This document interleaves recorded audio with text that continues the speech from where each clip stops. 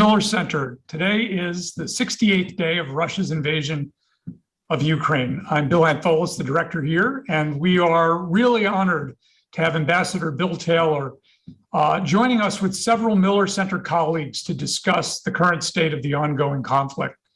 By way of background, this conversation is the product of a new initiative at the Miller Center, which probes the motives, movements, and ramifications of the war in Ukraine. As part of that effort, about 20 faculty members have been engaged in regular war Zoom meetings several mornings each week. Based on those conversations, we've launched a blog that's rich with commentary and is available on the Miller Center's website. We're also have been hosting a series of events, including one tomorrow on the global financial ramifications of the war. So before we get started today, I want to do a quick introduction of our guest of honor, and then as each of our other War Room members wants to ask a question, I'll introduce them. Ambassador William B. Taylor is Vice President for Russian and European Affairs at the U.S. Institute of Peace. He served as ambassador to Ukraine from 2006 to 2009, and then again as acting ambassador or charge d'affaires in 2019. He previously had served as ambassador to Brazil, as director of U.S. assistance and support to Egypt, Tunisia, Libya, and Syria, as the first director of the Iraq Reconstruction Management Office in Kabul, as coordinator of the international U.S. assistance to Afghanistan. And before that, he served as coordinator of U.S. assistance to the former Soviet Union and Eastern Europe, and was a legislative assistant to Senator Bradley. And that was after having attended West Point and Harvard's Kennedy School of Government and serving in the U.S. Army in Vietnam and Germany. As a personal level, I've gotten twice to work with Bill. First, when he was working in Senator Bradley's office, I was his intern as a college student here at UVA, and then later in the Clinton administration, where we worked together on providing assistance to Russia and Ukraine to reform their energy sector, so relevant to today's conversation. So we could not be more honored to have Bill join us today, and it's just a thrill to see you again, Bill. Thank you for coming. Bill, thank you. Now, thank you for that introduction. I appreciate it. Did I hear you say Brazil? No. Did I get that one wrong? I was never in Brazil. I've never been to Brazil. Okay, well there we go. We fluffed it up for your mom or someone who cares about Brazil. Right. But he served everywhere else. No, I've been in different places, but certainly not in Brazil. But Bill, seriously, I'm honored to be here. Honored to be able to have conversations with this distinguished group that's meeting regularly and having these conversations that I will say it again, that I'm sure I will get more out of this than you do, but I'm glad to be here. It's great to have you. So I'm not going to get in the way of this conversation. I'm sure I have questions of my own, and if for some reason our group of scholars draws a blank, scholars and one of our board members, L.F. Payne, former member of Congress, draws a blank, I'm sure I'll chime in. But I'm going to start with another distinguished public servant and former ambassador, I don't think has been ambassador to Brazil, Ambassador Eric Edelman, who has served as ambassador to Finland and Turkey and was also Undersecretary of Defense, and like Bill, also helped coordinate assistance to the former Soviet Union. Eric is a senior fellow with us and is a former Schlesinger Distinguished Visiting Professor, in addition to dozens of other affiliations that he's had and continues to have. So Eric, I'm just going to toss it over to you for the first question.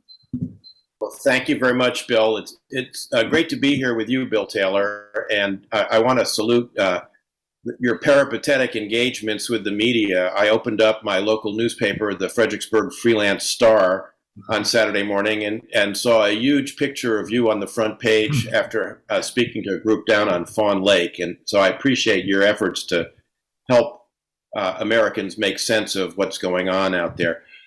Bill, I know that before the war broke out on February 24th, you and a couple of your colleagues, former ambassadors to Ukraine, were in Ukraine and came back and reported that if President Putin were foolish enough to actually follow through on what the Biden administration reported he planned to do, which was invade Ukraine, that Ukrainians would resist. And you said they would put up tough resistance.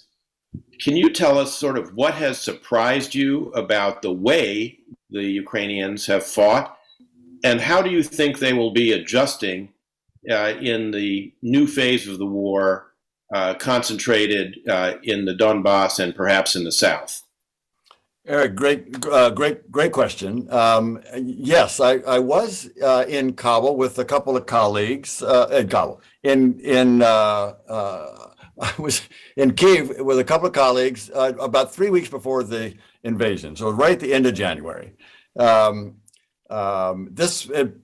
on this call will remember that there were at least 120,000 Russian troops on 3 borders of Ukraine, and we had a good session. A couple of us actually had two of us were in with President Zelensky. We had a good conversation with him about that and about the different perceptions, Eric, of this invasion.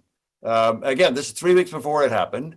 President Putin was clearly trying to intimidate President Zelensky and maybe President Biden and maybe NATO. Maybe he decided to invade at that point. Maybe not. I don't think our intelligence knows that. It's hard to discern. It was hard to discern and still is whether he had already decided.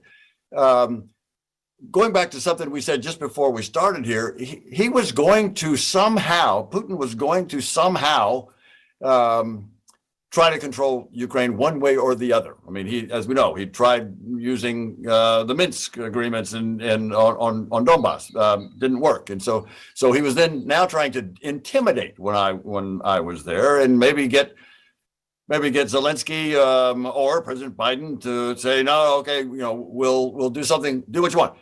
They didn't do that. He did invade, as we all know, and the first phase, Eric, that you referred to. Was a strategic failure, was certainly a failure for Putin and his attempt to try to rush down the Dnieper River and take Kyiv. Failed. And what surprised me there, Eric, on answer to your question, was not the ability and the heroism really of the Ukrainian military. I talked to a bunch of them. And even President Zelensky in his office 3 weeks before, he was talking about the capabilities of the military. I have dealt with the number of ministers of defense of Ukraine, and I know them. I know the current one, I know the previous one under Zelensky, and I know 2 or 3 of the ones before that. And their ability, the Ukrainian military's ability and determination and grit and commitment, that was not a surprise. What was a surprise was how bad the Russians were, and the probably an intelligence failure as well as a military failure. And maybe the intelligence failure stemmed from this weird notion that President Putin had, and he could have, I don't know, instilled it or foisted it upon his military to say, the Ukrainians not a real nation, not a real country, not a real people. They're just little Russians, and they'll probably either fold or welcome us in as big Russians. And that didn't happen. That was a major mistake, a major flaw in their intelligence, and a major strategic mistake on their military side, which we know the results of that. So that was the one surprise, Eric. But then you asked about the adaptability of the Ukrainians in this new phase. So the Ukrainians really did beat the Russians in the first phase in their attempt to take Kyiv from the north. Now the Russians are in kind of a pause. I mean, they're now pummeling with indirect fire, with missiles, cruise missiles, long-range artillery, preparing the battlefield in the east around Donbass. We now probably all on this call know where Izum is, and where Kramatorsk is, and Slavyansk, and we know these with the little towns that we never heard of before. But now we know that the Russians are really focused on the east, and having failed in the north, they now want to try to learn something from that failure. I'm assuming, and that is requiring, to get into your question, Eric, the Ukrainians to react differently. And one of the things that the Ukrainians have done, I think pretty successfully, is make the case to the Americans and the rest of NATO that they need heavy weapons. They need long-range weapons. They need long-range artillery. They, of course, would like to have aircraft. The amazing thing is that the Ukrainian Air Force is still in the sky, mainly in the east, in the west, and not much in the east. And the Russians have pretty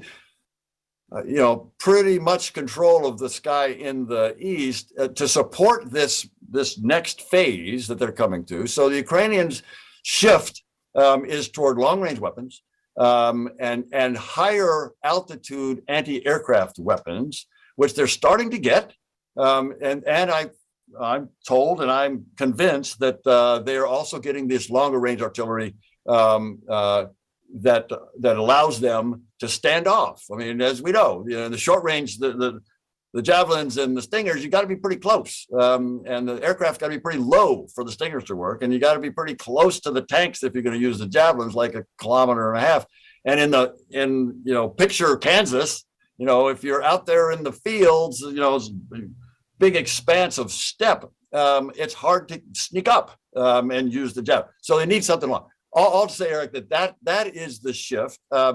What the Ukrainians have not done yet is to redeploy in any significant way. They're still defending in their very well constructed fortifications. Really, I mean, we talk about the way they've dug in, but it is very.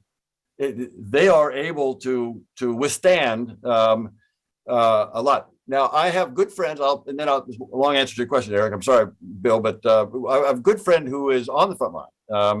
I've known him since I was there in 2006, 2009, and he joined the army when the Russians invaded, and he's back and forth on the front line. And he's the one who's described to me the role of the Russian Air Force. And they in the East, the Ukrainians don't have an answer for that at this point. And the Russians are also using, my friend tells me, these thermobaric weapons that are devastating when they're used, and they can force the Ukrainians out of the trenches that they've built up. And so it's going to be quite a fight. It's going to be a real fight. And the question is, can we get the long range artillery and other weapons, drones, a lot of drones seem to be flowing, artillery seems to be flowing. That's what's going to take. And counter battery radar.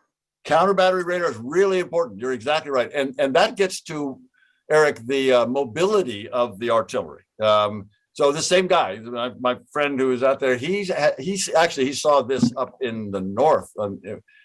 He saw his colleagues, other soldiers, in a self-propelled artillery piece, fire their weapon, and then try to get the self-propelled artillery piece to move, and it wouldn't move. Because the other guy, the Russians have this artillery, they have the counter battery radar, and they know that as soon as they fire, they got to move, and that's what needs to happen out there as well. They got, and in order to stop the Russians from doing that, they need the counter battery radar. But you're exactly right. Ann Kokas is next. Ann is a professor in media studies and is the CKN professor now at the Miller Center, and she, as with a group of scholars on this Zoom, have been looking at the global dimensions of the global strategic dimensions of the conflict. Ann? Ambassador Taylor, thank you so much for coming to speak with us. It's a pleasure to learn from you today. Glad to be here, Ann. So my main question is looking at first of all, what would be the likelihood of a prolonged conflict between Russia and the Ukraine? But second of all, what are the kind of second and third order international impacts that a non-expert who doesn't have the same depth of experience that you do, both in Ukraine and globally, might not observe? So things that we should be looking out for that spill beyond Russia and the Ukraine. And I imagine you can help me with the second answer, the second part of the question. So I know that Eric Edelman can as well, and probably others on this call. Bill, you probably do as well. So on the prolonged conflict, so let me just back up. Yeah, I was saying at the before we actually turned on the switch here, Bill, that I can oversimplify to a large degree, I'm sure, but the long conflict, and that you posit, is the likely scenario, I think, and it's long because the Russians have a lot of stuff. They've got a lot of equipment, although it's running down. We'll come back to that. And they got a lot of soldiers, but those soldiers have been in the field for a long time, and they're having a hard time scraping out others. But nonetheless, the Russians can last for some time. Ukrainians, as we've already talked in my response to Eric, the Ukrainians are going to fight. They know why they're there. They know they're defending their nation, their city, their town, their village. They know that they're defending their way of life. They know what it's like to live under the Russians, and they can see what it's like in Donbass.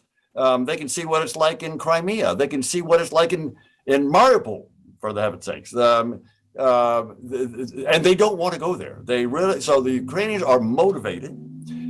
They don't, so far, have manpower problems. My friend and others have corroborated this. The recruiting stations in Ukraine, around Ukraine, have to turn people away. They have more volunteers to go into the army than they can handle at the time. So a lot of these volunteers will go to the territorial defense forces, which are another element of the Ukrainian resistance. And they're full. And so the Ukrainians are blessed in some real sense with manpower, with soldiers. And so that's unless one side or the other caves or is defeated, then you got the long scenario that you just described. There is, however, and let me just say that there's another scenario, which is the Russians. Again, the Russian soldiers have been in the field since early winter. Since November, December in some cases. Like I say, I was in Kiev in January, and that was 120,000 troops, probably more at that time, had already been on those three borders of Ukraine for a month or two. So they've been out there a long time, and they got beat up. They got really mauled as they tried to, bad decisions, and we can go into that. And they're being moved around. The same units being moved around to the east, and it is the scenario. The short scenario, and is that that these soldiers are not able to follow up this massive bombardment that is going on right now. This kind of preparing the battlefield. Well, they're preparing the battlefield with cruise missiles and ballistic missiles, for that matter, and long-range artillery. But you really, in order to take territory, you got to have people on the ground, that ground force has not done well. I mean, they haven't done well around Mariupol. It's been all airstrikes, and they obviously didn't do well north of Kyiv. So the short scenario is they crumble. The Russian army crumbles, and the Ukrainians push them out. Maybe push them out of Donbass, but certainly push them back into Donbass. I don't see a scenario, even in this scenario, where they push them out of Crimea. But then, okay. So let me then get to your longer term question about what happens actually in either of those cases. I can imagine in the long scenario that there is a kind of a North Korea, South Korea. This maybe is in your area. Kind of a North Korea, South Korea, where there's not a treaty, there's not an agreement, a peace treaty. There might be a truce, and there might be an uneasy truce, and there may be still the Ukrainians, even in this scenario, will not give up claim to all of their territory, including Donbass, including Crimea, but also including Kherson and Mariupol if they were to lose that. They won't give up that claim, but they in the long scenario, in maybe the North Korea, South Korea, the other analogy to think about is West Germany, East Germany. And so West Germany, was able to, help form the foundation of the European Union and later later kind of helped found the European Union.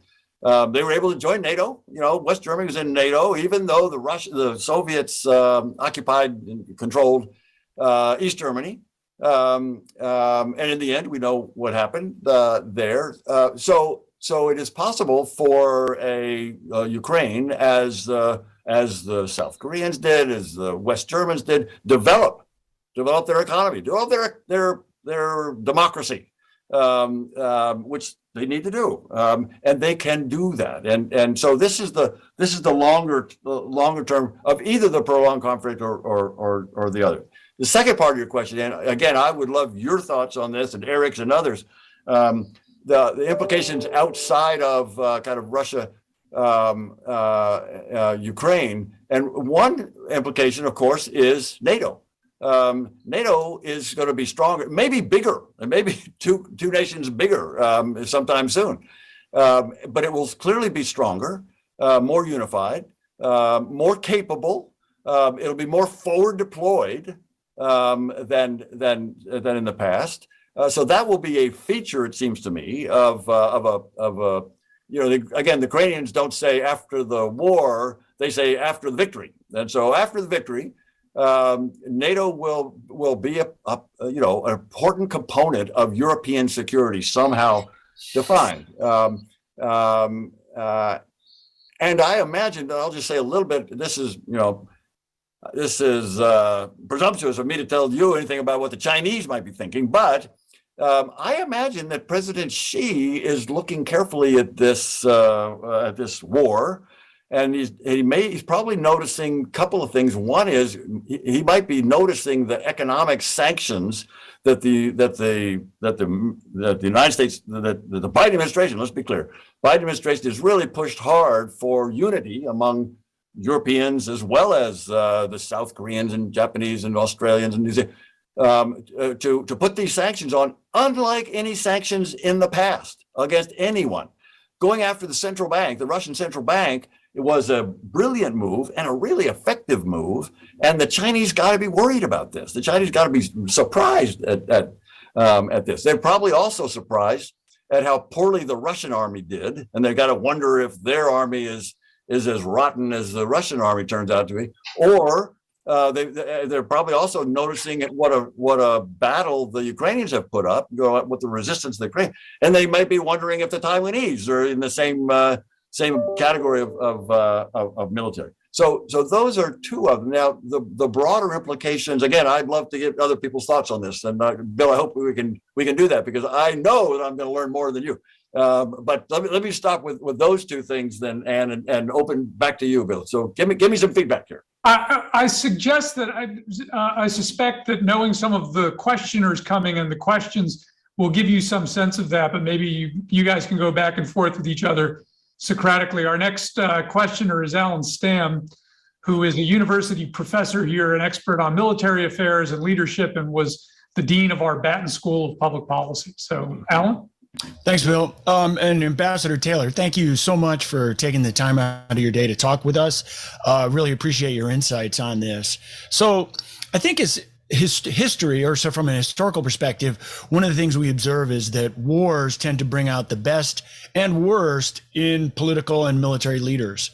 So clearly I think that the view of President Putin, for example, is that he's made terrible mistakes, and that he's not going to be looked to by certainly people in the West as a model of leadership.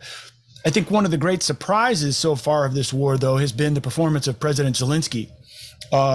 Many of us frankly, have been quite surprised at both his character and the quality of his leadership.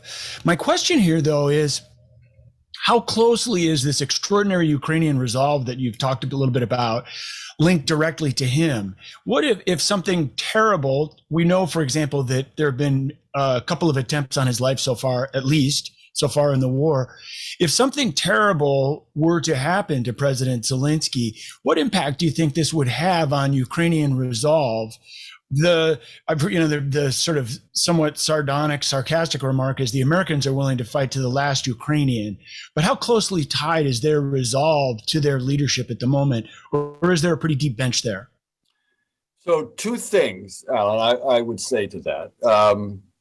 There is a bench. Let me come back to that on your last point. But on the on the quality of President Zelensky's leadership and his personal courage, the Russians were within 2 miles of the presidential palace, the presidential office there, PO. And as we all know, I mean, he was offered a way out, and he said no. I need ammunition, not a ride.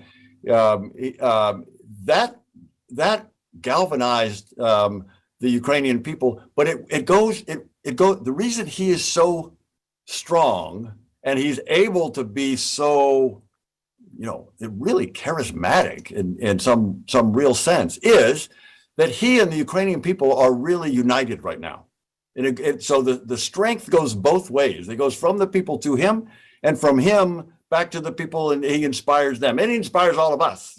As you've indicated, he inspires parliaments and people around the world. But it's that bond really, which is a bit surprising, Alan. I agree with you. To see him step up and become this world leader. I mentioned to Eric that I was in Kyiv 3 weeks before the invasion, right at the end of January, and I met with him. But I also met with several of the opposition parliamentarians, the leaders of factions in the parliament, and they. Again, this is 3 weeks before the election, and they do what opposition leaders do, and they point to problems, and they point to mistakes, and they criticize, and that's the nature of a real democracy. And Ukraine, let's be clear, is a real democracy in that sense. And I talked to them, and they had different ideas. And so on the 24th of February, on the day that the Russians invaded, that opposition fell in behind Zelensky, and the degree to which both the people and the political parties as well, in particular the Western political parties, and there were a couple of kind of Eastern political parties, there were a kind of pro-Russian political parties, and they're gone. The Ukrainian people are now so united, both behind President Zelensky and in their hatred for Putin, and their hatred, frankly, for Russians that they used to think, when I was there the first time, 2006, 2009, the Russians were, cousins and business partners and friends and partners in crime and culture and all that. No longer. I mean, Putin has created not just an unfriendly nation on his border. It's a blood hatred. It is just, you feel it when you talk to these people. I was just on the phone about 30 minutes ago. I was just on the phone with one of my Ukrainian friends, and it's just there. And this was a guy who was pretty, I won't say gentle, but he was not a warrior. And his feeling of hatred for the Russians is not to be appeased. It's pretty amazing. All to say that that Zelensky has stepped up. He gets inspiration from the people of Ukraine, and he inspires them in return. And I think that is a bit of a surprise. We know that many people here, I'm sure, have known Ukrainians and have known Ukraine, have known Ukrainian culture and history, and it's it's a long history. First of all, I mean, we know it goes back farther than the Russians. And it started in Kievan Rus, and that started in Kiev. So we know that it's older than that culture. The Ukrainian culture is older than Russia. And it's been a grim history, and the Russians have tried to dominate them over a long time, but they have prevailed. And in my view, as I say, I think they will prevail. Well, thanks very much. There was an interview recently with the former Prime Minister Tymoshenko, and she spoke. Everything she said was totally consistent with what you said. In the interview, she remarked that until quite recently, she'd been an intense critic of President Zelensky, and that now she's fully supportive and behind him and the efforts that he's made to unify the country, which I think is just quite extraordinary. You're absolutely right.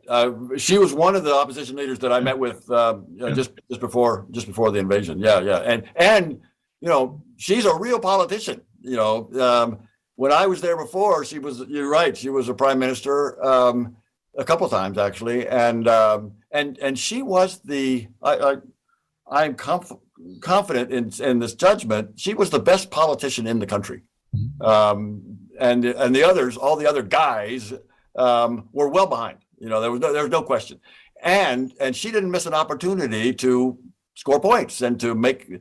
And she fell in right with Zelensky and is strongly supported, as is the previous president, President Poroshenko, who got hammered. Zelensky ran against Poroshenko, the sitting president, the incumbent president, beat him 73%, in landslide. And Poroshenko was I won't say implacable opponent during the first 2 years, but he was certainly a strong opposition, and he is strongly supporting Zelensky now as well. Let me bring in John Owen in our politics department and a senior fellow here at the Miller Center. John is an expert on international relations theory and practice. So, John. Thank you, Bill. Ambassador Taylor, thank you very much for joining our merry band here and helping us think some things through.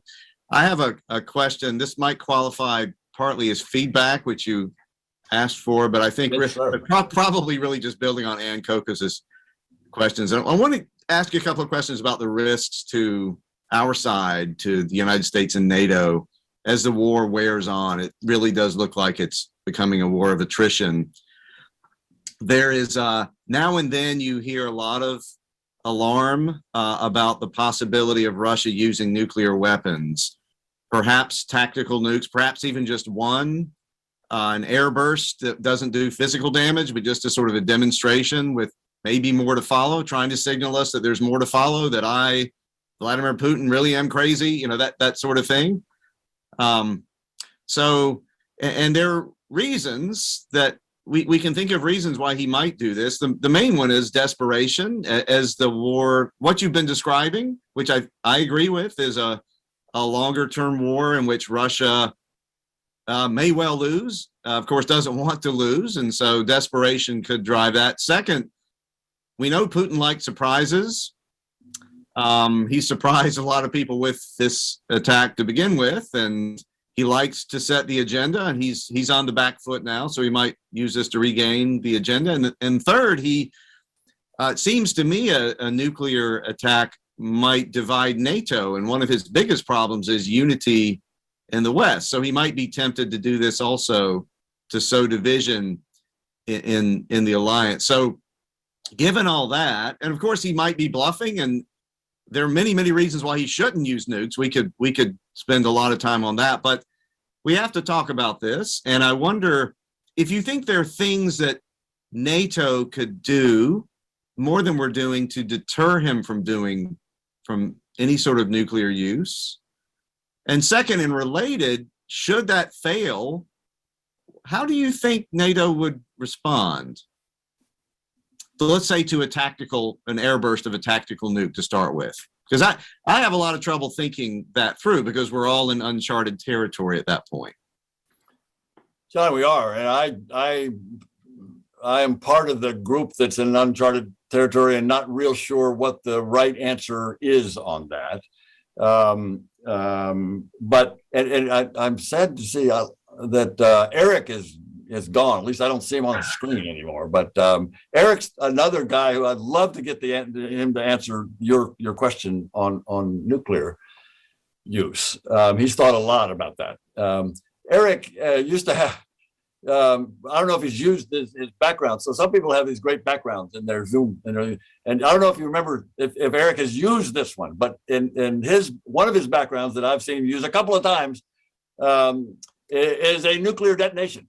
He's got. He uses it privately. I don't think he wants to scare the public. Yeah. I tell you, I've seen it more than once, Bill. I've seen it, Okay. and it is scary. It is scary. But a serious question. There are smarter people than I am, many people smarter than I am, on Putin. And there's a debate. Probably everybody on this call knows it. John, you probably know it very well. The debate as to, the one you raised is he crazy? Mhm. And there are smart people on both sides of that question. Condi Rice is I think, used the word deranged, I think she said. And President Macron, who's seen him over time, has said that it is not quite right in his most recent one. On the other hand, there are those who argue that he's not crazy. His costs and benefit calculations are different from ours, which is maybe why, as you mentioned, he surprised a bunch of people in doing this. We thought that the costs, many people, including me, I thought that the cost would be too high for this invasion, and as we know, he invaded anyway. So he had a different calculation, but in this point of view, and according to these people, he's not crazy. I tend to be on the not crazy side, and tend to be on the not suicidal side. And the suicidal bit would be if he were to use this is not the scenario you just described, John, but if he were to make a mistake and attack NATO with or without nuclear weapons, that he would lose. And if he did it with nuclear weapons, it would be suicidal. So there's that scenario. Your question is a good one. That is how to deter. And I a lot of people have been thinking about that. And as you say, I don't think there are any great answers, but one of the interesting proposals that I've seen the last couple of days from Diane Francis, actually, some people may have seen this. She argues that NATO, as a collective alliance, defensive alliance, ought to make it clear to President Putin that if he were to use a nuclear weapon, a tactical nuclear weapon, whatever, in Ukraine, over a city, over a military target, out over the Black Sea or the Sea of Azov, that NATO would respond and take out the military unit that was responsible for that tactical nuclear weapon deployment. This is deterrence. This is exactly what you mentioned. How do you deter it? Well, you let them know that if you use that, if you cross that threshold, she argues there's no real difference between tactical nukes and strategic nukes. I mean, we know the targeting issues, but she says once you're across the line, you're across the line, and therefore to make it clear what deterrence means, that we should say, if you use that, then we will attack that unit. We, NATO, will attack the unit that was responsible for that. So now, I'm not there yet, but I am at the point where we start thinking about this. I think that's what you said, John. We need to think about this. The response so far is there will be a response without being clear, and there's something to be said for not being too clear about that. There's something to be said for being very clear about that. And I guess I answered a little bit well. At least there is an answer if deterrence does fail, which is what you were asking. Should we respond in kind, as Diane Francis suggested, or still a conventional attack in response? or something else. It's hard to think that more economic sanctions is the right response. So that suggests that there is something more serious that we ought to be thinking about. But let me try this again, Bill. Let me just ask John or others. But John, how would you answer that in a sentence or two? Well, I do worry that it might be hard to get unity in NATO, enough unity to give a firm deterrent statement. But bracketing that problem, I think Diane Francis is something along those lines. So it's a limited response, but quite a clear one, and arguably a rational one that an observer not directly involved would find proportionate. I think we are. You're right. There are virtues of remaining vague about this, but I am starting to wonder if we're already in uncharted territory where you're finding a Russian. We haven't heard a leader of a major nuclear power talk this much about firing nukes since Khrushchev, right? And we saw what happened there. So I do think we're in a dangerous zone now, and we need to maybe be a little more precise and think very hard. So I agree with what you've said. Diane Francis has one plausible response. There are probably others that people smarter than me can think of, but I do like that direction. Yeah. Yeah. Thanks, John. Thanks. Let me call Dale Copeland in, Bill, and Dale has been part of the team that have been looking at the geopolitics. So in addition to maybe asking a question, he might be able to summarize what he's heard this group talk about and his own views of the geopolitical dimensions of all of this. I would love to hear it. Well, Ambassador Taylor, it really is a pleasure to have you here. I did want to ask a big think question about the future of geopolitics from all of this. But to make it specific, I was thinking it might be interesting to have you talk about what you think the lessons are that China has learned, probably has learned, hopefully has learned. I thought I'd throw a few out at you that make sense to me, but may not be what China has actually learned. One would be obviously that war doesn't really pay. I mean, that the age of imperialism that we grew to hate 50, 100 years ago is certainly over, at least for anyone who's rational enough to look at the costs and benefits. That might be one thing, and that obviously relates to the question of Taiwan. And therefore, would China attack Taiwan only if it got a little crazy or it was provoked for nationalistic or ideational identity reasons? The other one that quickly comes to mind is, do sanctions work now, or are they working better now than they ever have? That would obviously play into some of the other questions that have been asked. Another one that comes to mind to me is, does this signal, at least to China, that liberal democratic ideology, despite its sort of, airy-fairy qualities, is it actually an incredibly powerful force that unifies many countries? China has to be looking at this and saying, well, what's our ideology? Techno-authoritarianism? Does that really unify people? Not really. Perhaps they're learning that, and they're saying to themselves, we have to be therefore very careful. I won't go on too much, but I had a couple of other thoughts about, does this again symbolize the power of nationalism, and then Taiwan, again, nationalistic Taiwan really causing the cost to rise? Does it also suggest that the Quad is actually weaker now or stronger now?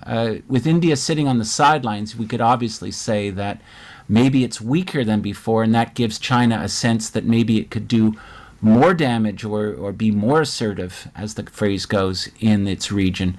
I personally think that the Quad will stay strong despite India's desire to appease Russia. So those are some thoughts I wanted to throw out. What lessons China might have learned. Dale, thank you. And I, again, Bill, I'm going to try to do this. I love Ann's thoughts. If she's got thoughts, I'll take a couple of cuts at this. But we have one other true China expert here as well, Harry Harding, who's got a question in the queue, but he might want to answer your question as well. I would love it. That sounds great. So war doesn't pay. Costs and benefits. I mean, we're just talking a little bit about that in Putin's calculation, and you know, his evaluation of the cost obviously different from mine or ours, because he knew, or at least he was told, that it was going to be very expensive. The costs were going to be very high. The price he would pay would be very high for this. And it gets into one of your other questions about the sanctions. He may not have thought that the sanctions would be very tough, effective, or he may not have thought that the Europeans would stick with the sanctions. I mean, although I imagine he's somewhat surprised that for 8 years since 2014, the Europeans have voted every 6 months to extend these sanctions. Okay, lower level sanctions, but nonetheless, some pain on the side of Europeans, more on the side of the Russians, and they extended them every 6 months. He may have thought, however, that you know, based on the sanctions that were put on after 2014, after Crimea and Donbass, that he could weather it. That it was. But the two big ones are, I've already mentioned the central bank reserves, freezing the central bank reserves as being the harshest sanction, the economic sanctions that we've ever put on, which is a bit of a surprise. And I'm sure that President Xi is noticing that as well. But also this export ban, starving the Russian economy of sophisticated electronic components, chips, is going to be, it already is, but is going to be going to be more and more painful over time. I actually was just having this conversation with the Secretary of Commerce last night. She came across the street to a dinner that I was at. We were having this exact conversation, and I told her, I think, Madam Secretary, you have the strongest weapon against the Russians. She said, I know. She said, I know that. And she's tightening it every day, because the Ukrainians come into her and they identify one more piece that needs to be sanctioned. It needs to be denied to the Russians, you know, put on the list that can't be exported. And so far, and she's describing this as well, so far the Chinese have not stepped in. And that is going to have, over time, a greater and greater effect, even more than, certainly it's even hard to compare the central bank freezing the reserves of the central bank with this export ban, because both will have an effect over time. But this export ban is going to be dramatic. The Chinese have not undercut it. No one else has undercut it. What she was saying is that no one else really can. I mean, the Chinese don't have the chips to replace the ones that they're not getting from the rest of the world. I mean, these chips. Well, we're not going to all to say that the sanctions. I think the answer to your question about sanctions working, are they learning? I think they're going to learn that that these sanctions, heavy as they are having an effect. You know, the sanction on a scale of 1 to 10. People tell me that the sanctions that we put on the Russians in 2014 after Crimea and Donbass were about a 2 on a scale of 1 to 10. And the sanctions that we put on against Iran are about 8. And the sanctions that we've now put on the Russians are about 9.5. I mean, there's still a little bit to go, but they're as harsh as we have put on any nation ever. And they're having an effect. So there's that one. I think that I think the Chinese may be learning that as well. On the question about ideology, I do wonder if, again, other people are, probably everybody on this call is smarter than I am on China. But I wonder if other people would have thoughts about that question as to whether or not liberal democratic ideology is powerful enough in their view, in the Chinese view. Or in other views, in Putin's view, or in, I don't know, Erdogan's view, or to sway them to be convinced that this is a better model. Yeah, I think you're right that it's hard to imagine many nations around the world taking a look at these two models and being attracted to the Chinese one, but some are. I mean, I don't understand it. Probably most people on the call don't understand it, but there are a lot of nations, for whatever reason, that do find that. On the question about nationalism being stronger than again, the Ukrainians are demonstrating the strength of a people who are convinced that they are not going to live under President Putin, under Russian domination, and how hard they can fight. And the Taiwanese may well have that. I'm not an expert on the Quad in India. I tend to agree with you that's a good move, that Quad, and that the Chinese are, they're not undermining. Chinese aren't undermining the sanctions. The Chinese are abstaining, in the UN, just like the Indians are abstaining in the UN. So for different reasons, obviously. But I think you're right. I think that the having the Indians and the Japanese and the Australians, the Americans, having that kind of allies are good. Alliances are proving to be very, very helpful. And this is a good one. But Bill, so somebody help me answer that question.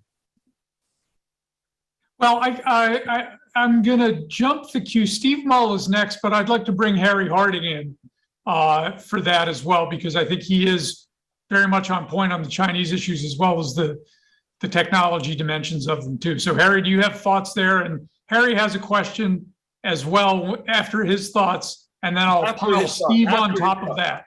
That's right. After his thoughts, then we get to question. Okay. Well, thank you, Bill. Thank you, Ambassador Taylor, very, very much. Let me answer one of your questions, and that is, what are the lessons that Xi Jinping may be learning? I think the biggest lesson that he is learning is that, first of all, you don't invade Taiwan. What you do is you blockade it, and you then put your nuclear umbrella over that blockade. The Taiwanese are not going to be able to run the blockade effectively. And so it's all going to be up to the United States. And the question is, how far are we prepared to run a risk of a war with China as we try to use our naval assets and Air Force assets as well to break the blockade? I think that all the talk of an invasion of Taiwan is really missing the fact that that's probably not what the Chinese are going to do. And even before they do that, they're going to try to offer various carrots and sticks to try to get some kind of a Taiwanese accommodation, shall we say. And another lesson that they are going to learn, they already are trying to do it, is the importance of trying to break up any alliance that might be formed to resist their attempts to coerce or attack or blockade Taiwan. So my question to you is, how durable do you think the Western alliance, especially NATO, is? And the question that I put in the chat room was basically, how do you think the United States should assess the costs, benefits, and risks of expanding NATO further to include not only Ukraine, but also Sweden and Finland? What do you think the Russians will offer in terms of carrots and sticks to prevent that from happening? And Bill, since we've got about 6 minutes left, I'm going to pull Steve Mull in to ask his question, and maybe you can bring us home with an answer to the durability of NATO, the added costs and benefits of Finland and Sweden joining, and Steve Mull's question. Steve? Thanks very much, Bill and Bill Taylor. Great to see you again after many years. Over the past couple of weeks, there's been a pretty dramatic shift in the scope and lethality of U.S. military assistance for Ukraine, as well as the rhetoric that we're in this to win it and to weaken Russia. So, it seems odd. We haven't really defined what victory looks like. Does it mean pushing Russia all the way out of Ukraine, including out of Crimea?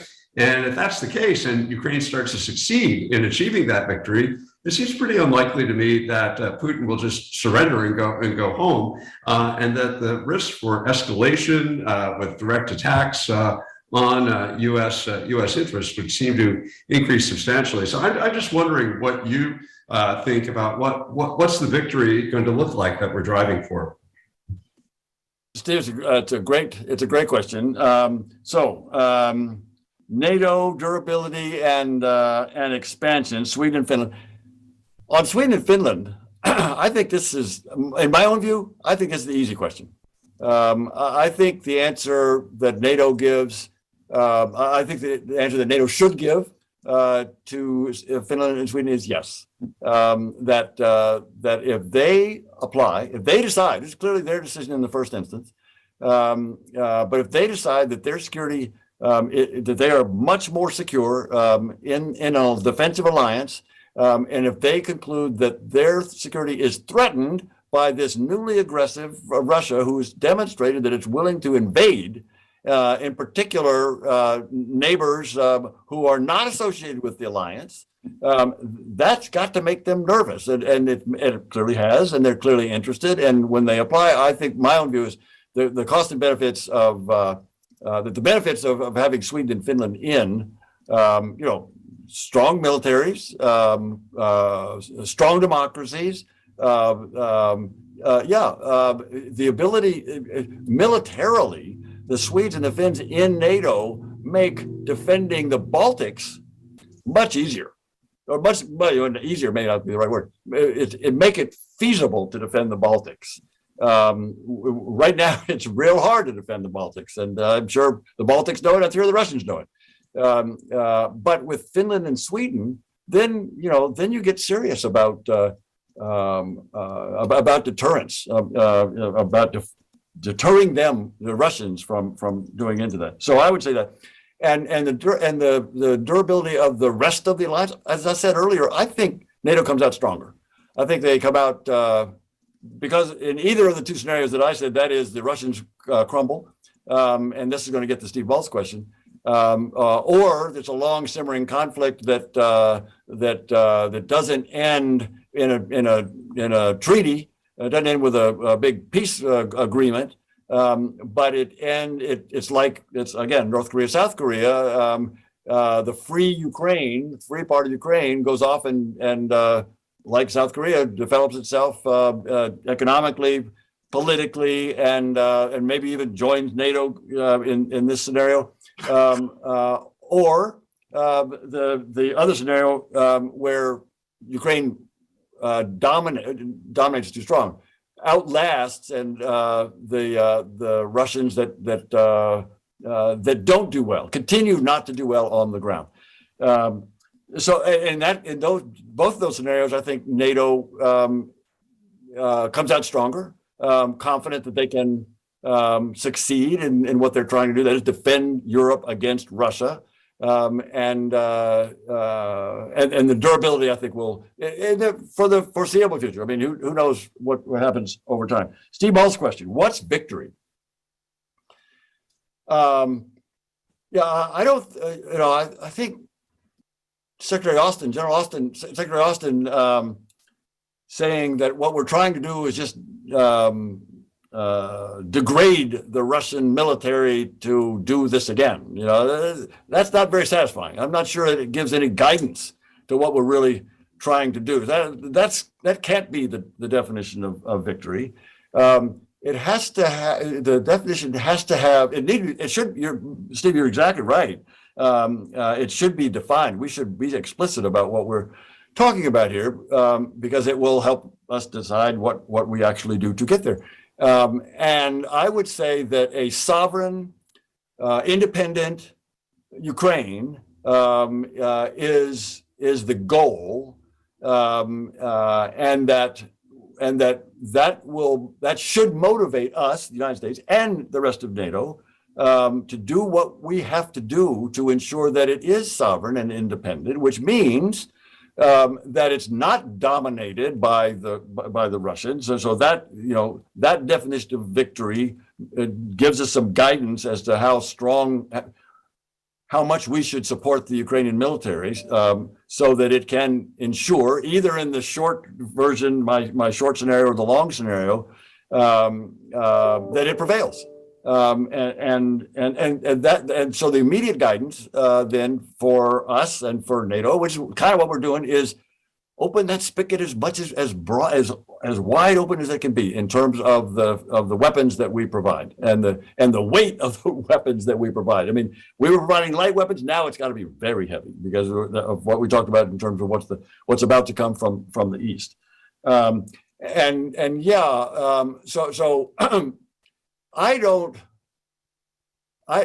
your scenario where the Ukrainians, win, and they push the Russians out of Donbass, I could see that, in that scenario. I cannot see, and I haven't even heard Ukrainians talk about trying to push the Russians out of Crimea. In fact, there have been some discussions, some negotiations. The Ukrainians are serious, the Russians don't seem to be, but in the Ukrainian version of a couple of the proposals they've made, they put on the table, look, we agree to disagree about Crimea for 15 years. And we are going to say, the Ukrainians say, that we're not going to use military force to try to reclaim Crimea. So they've already put that on the table because, and probably, Steve, for exactly the reasons that you said, that is, that would, it's hard to imagine. We ought to try to imagine this, but it's hard to imagine. Let me put it another way. Putin could spin a setback in a lot of ways. I mean, he's been known to convince the Russian people. He's convinced Russian people this is a good this strategic blunder that he is involved in is a good idea. He could probably convince the Russian people that he denazified Ukraine. We all know that there are not many Nazis in Ukraine right now, but he can say that he did that. He can say that. He can say, look, the Americans finally have taken my concerns seriously. We've been yelling about Ukraine for all this time, and I don't know if Ukraine joins NATO or not, but if they decide to be neutral, or then he could spin that one. Say, I got them, and I got them. Putin could say, I ensured that the Americans and NATO will never put bases in Ukraine, and they'll never put nuclear weapons in Ukraine. Yeah, he can say all that because that's, there's no plan to do that anyway. So all to say, Steve, there is a scenario, it seems to me, that that allows him to settle this down. I'm not one that there are people who say, we got to find a way to save his face. No, we got to give him an off ramp, an exit ramp, off ramp. No. He's got himself into this and he needs to get himself out of it. If he can find one, great. But we don't owe him one. We don't owe him a face-saving way out. We don't owe him an exit ramp. He needs to find that himself. We need to have the Ukrainians be as strong as we can. Let me stop there, Bill. Bill, that is terrific. I know we could have kept you for at least another hour. And I'm sure we'll try to draw you back in maybe for some follow-up conversations with this group, even if we don't do the public route again. I want to just acknowledge our board member and former member of Congress, L.F. Payne, who's watching this not just as a member of our circle, but as somebody from Congress and from our board. And so, LF, any closing thoughts and remarks in thanking Ambassador Taylor for us? Well, I do want to thank Ambassador Taylor for his service, for his military service, for his diplomatic service. He's had such a distinguished career. We're all, as Americans, benefactors of that, and we appreciate that. And we very much appreciate you spending the time with us at the Miller Center today. And I'm just proud to be a member of the Governing Council and proud to be able to associate with these terrific scholars that you see on the screen. So thank you all very much. Congressman, let me just thank you. Thank you for those kind words. I agree. This is a great opportunity. And so Bill, let me thank you for giving me this chance to learn, as I knew I would learn from you guys. And I'd love to come back anytime. You let me know. Well, we look forward to bringing you down in a car when we can get you down here. I'd love it. That sounds great. To our hundreds of viewers out there, I think we were up over 300. We really appreciate you all joining with us today.